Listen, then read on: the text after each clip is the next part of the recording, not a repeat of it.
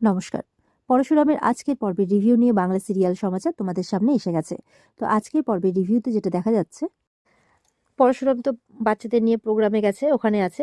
এবার তটিনী কিন্তু ফোন করেছে, সেই নার্সের ফোন থেকে ফোন করেছে যে একটু পরে আমার ওটি শুরু হবে।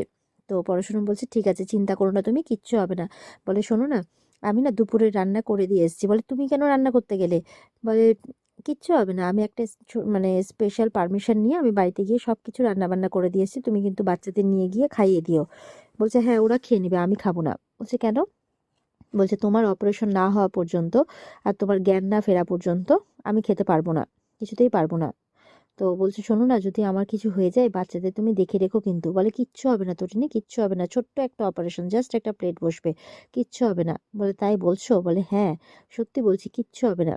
বলে ঠিক আছে, তুমি বলছো যখন তখন বিশ্বাস করছি, তুমি কিন্তু বাচ্চাদের দেখে রেখো। বলে হ্যাঁ, আমি দেখে রাখবো, কোনো চিন্তা করো না, কিচ্ছু হবে না, ছোট্ট একটা অপারেশন, তাই বলছে। বলে আচ্ছা ঠিক আছে তাহলে।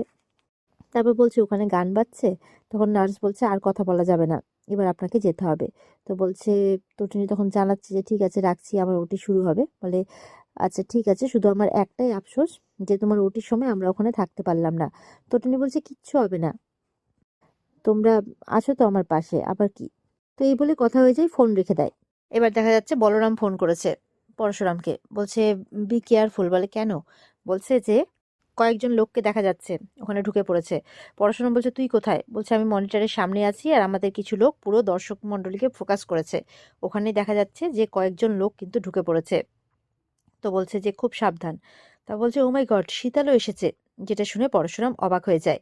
তো বলছে বি স্টেডি, ঠিক মতো থাকিস কিন্তু। বলে হ্যাঁ, চিন্তা করিস না, কিচ্ছু হবে না।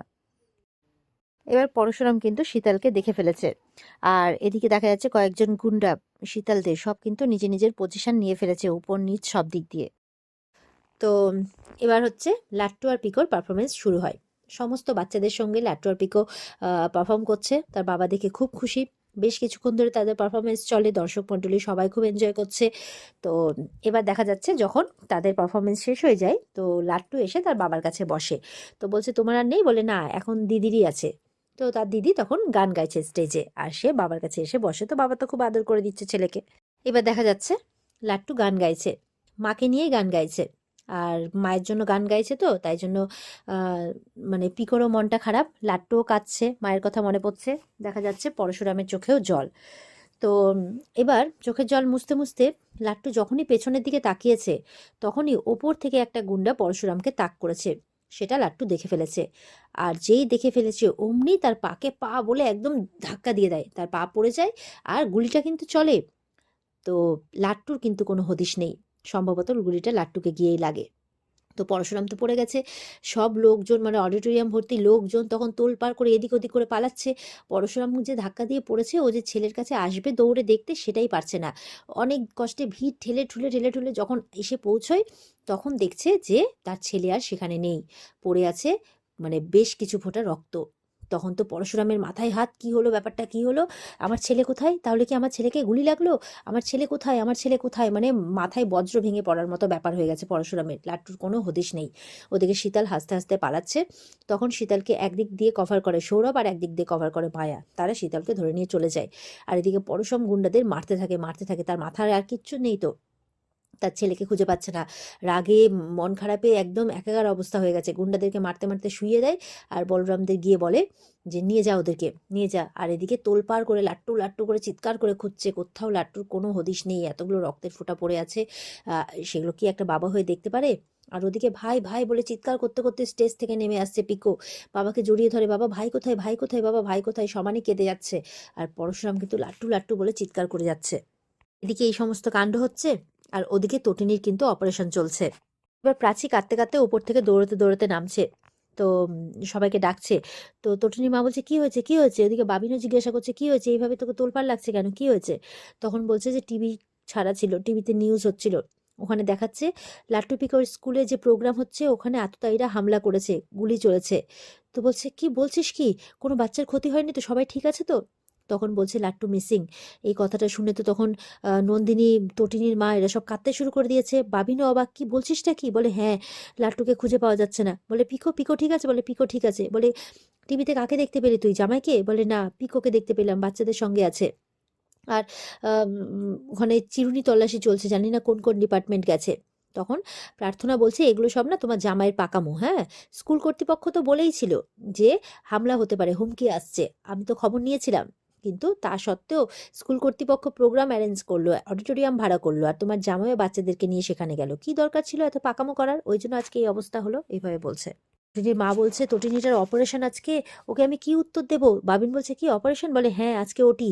তখন নন্দিনী বলছে ওটি সাকসেসফুল হয়েছে, আমি এখন কি উত্তর দেবো মা? আমি যে এখন যাচ্ছিলাম ওর সাথে দেখা করতে, ও যে জিজ্ঞাসা করবে লাট্টু পিকের কথা, আমি ওকে কিভাবে বলবো যে লাট্টু মিসিং? এই বলে তো খুব কান্নাকাটি করছে। এবার তটিনীর মা ফোন করেছে ইয়েকে, পরশুরামকে। পরশুরামকে তো পুরো বিধ্বস্ত লাগছে। তো বলছে যে কি হলো জামাই, আমার নাতি কোথায় বলো? ও রূপকথার গল্প শুনতে ভালোবাসতো, ওকে তুমি রূপকথার রাজত্বে নিয়ে যাওনি তো? হ্যাঁ, কি হলো উত্তর দাও, কোথায় আমার নাতি, কোথায়? বলছে আমার নাতি কোথায় গেল বলে হাওমাও করে কাঁদছে। আমার মেয়েটার অপারেশন হয়েছে। বলছে তুমি আমার মেয়েটার সর্বনাশ করে দিলে, ও তোমাকে ভালোবেসে বিয়ে করেছিল। বলছে না তুমি আমার মেয়েটাকে রক্ষা করতে পারছো, আর না তুমি পারছো ওর সন্তানদেরকে রক্ষা করতে। পরশুরাম কিন্তু চুপচাপ শুনছে, কি বলবে কি করবে কিছুই তো বুঝতে পারছে না, তার মাথায় তো কাজ করছে না, তার ছেলেকে সে হারিয়েছে, কোথায় আছে কি অবস্থায় আছে কিচ্ছু তো জানে না। এদিকে দেখছে রক্ত পড়ে থাকতে দেখেছে, মানে তার গুলিও লেগেছে। বলছে এটা তুমি কি করলে জামা, এটা তুমি কি করলে বলে হাউমাউ করে কাঁদছে। পরশুরাম বলছে যে আমি লাট্টুকে ঠিক খুঁজে বার করবো, ঠিক খুঁজে বার করবো, আপনি ভাববেন না, আপনি চিন্তা করবেন না, আমি ঠিক খুঁজে বার করবো ওকে যেখান থেকেই হোক। তো ঠিক খুঁজে বার করবো বলতে বলতে ফোনটা কেটে দেয়। ওদিকে তটিনীর মাও হাউমাউ করে কাঁদছে, ওদিকে বাড়িতে প্রাচী, নন্দিনী সবাই কাঁদছে। এদিকে দেখা যাচ্ছে তটিনীকে স্ট্রেচারে করে মানে ওটি থেকে বের করা হচ্ছে, অপারেশন হয়ে গেছে, তটিনী তো অজ্ঞান হয়ে আছে। আর ঠিক সেই সময় নন্দিনী গিয়ে পৌঁছেছে তটিনীর কাছে। তো নন্দিনী তো তটিনী তটিনী বলে ডাকছে। নার্স বলছে কি করছেন, সরুন, ওনাকে বেডে দিতে হবে। আর তখন নন্দিনী বলছে ওনার অপারেশন বলে সাকসেসফুল হয়েছে। আর এখানে কিন্তু আজকের পর্ব শেষ হয়ে যায়। তো এই ছিল আজকের পর্বের রিভিউ। তো পরের দিনের ঝলক তোমাদেরকে তো আমি একটু করে বলেই দিই, তো সেই ঝলক তোমাদের জন্য।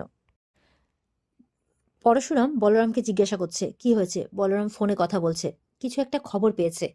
তো পরশুরাম বলছে কি হয়েছে কি হয়েছে? বলরাম বলতে পারছে না আর কি, যাকে বলে। তো বলছে যে লাট্টুর প্যান্ট আর শার্ট পাওয়া গেছে, আর আই কার্ড। বলছে কি বলছিস, কোথায়? তো অনেকক্ষণ চুপ থাকার পর বলছে গঙ্গার ধারে। বলছে কি? শুনে অবাক, সবার খারাপ লাগছে। ওখানে শীতলকেও ধরে রাখা হয়েছে, শীতল তো হাসছে। আর এদিকে দেখা যাচ্ছে তটিনীর জ্ঞান ফিরতেই নন্দিনী তটিনীকে বলছে যে লাট্টু মিসিং। আর এটা শুনে ওই অবস্থাতে তটিনী হাউ মাউ করে কাঁদছে, মানে ও আর নিজেকে নিজের মধ্যে থাকতে পারছে না। হ্যাঁ বন্ধুরা, এমনটাই আমরা দেখতে চলেছি আগামী পর্বে। তো আজকের রিভিউ যদি ভালো লেগে থাকে তাহলে পর্বকে লাইক কমেন্ট করে জানাতে ভুলবে না, আর আমাদের সাথে জুড়ে থাকতে চ্যানেলকে সাবস্ক্রাইব করতে ভুলবে না। দেখা হচ্ছে তোমাদের সাথে আগামীকালকে। সবাই খুব ভালো থাকবে। আজকের মতো পর্ব এই পর্যন্তই। আর বিস্তারিত দেখতে অবশ্যই স্টার জলসার পর্দায় চোখ রাখবে। টাটা।